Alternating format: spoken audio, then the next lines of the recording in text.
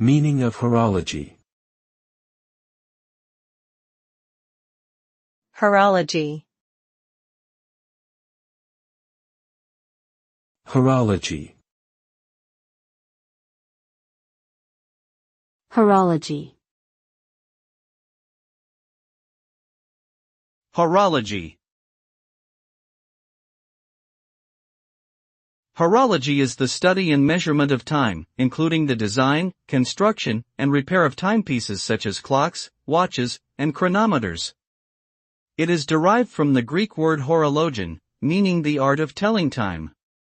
The field of horology encompasses a wide range of topics, from the intricate mechanics of watches and clocks to the development of accurate timekeeping devices and the history of time measurement.